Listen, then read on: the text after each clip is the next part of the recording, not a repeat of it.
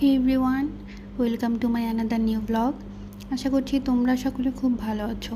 আমিও বেশ ভালোই আছি। তবে ইদানিং সময়টা খুব একটা ভালো যাচ্ছে না বলতে আমি যতটা এফিশিয়েন্টলি কাটাতে যাচ্ছি সেভাবে ঠিক হচ্ছে না। যতই রুটিন বানাই, যতটা প্ল্যানিং করি না কেন, তা 10%ও শেষ করতে পারছি না। তো যাই হোক, সকালে এক কাপ গরম গরম চা নিয়ে মাথাটা ফ্রেশ করে বসে গেলাম নিজের একটু কাজ করতে। কাজ শেষে প্রচণ্ড ক্ষুধা পেয়ে গেল। আগের দিনের একটু পায়েস ছিল খেজুর গুড়ের, সেটাই খেয়ে নিজেকে একটু সান্ত্বনা দিলাম। আর ভাবলাম যে না, রান্নাটা শেষ করে এসেই নিজের বাকি সব কাজ শেষ করব। তো আজ আমি রান্না করব মাছের মুড়িঘণ্ট, মানে মাছের মাথা দিয়ে মুড়িঘণ্ট। আমার শ্বশুরবাড়ি দক্ষিণবঙ্গে গিয়ে আমি শুনি যে মুগের ডাল দিয়ে যে মাছের মাথা রান্না করা হয় সেটাকে তারা মুড়িঘণ্ট বলে।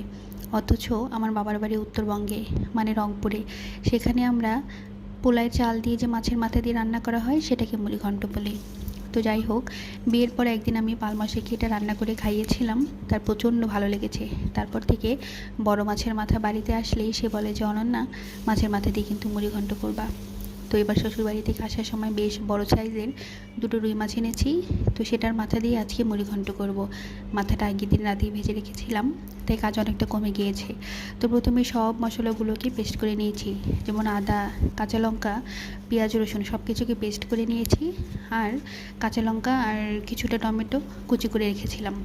এরপর একটা কড়াইতে সব রকমের মশলা, জিরা, তেজপাতা, গরম মশলা ফোড়ন দিয়ে সেই মশলাটাকে দিয়ে খানিকক্ষণ কষিয়ে নিয়ে আলুটা দিয়ে দিয়েছি।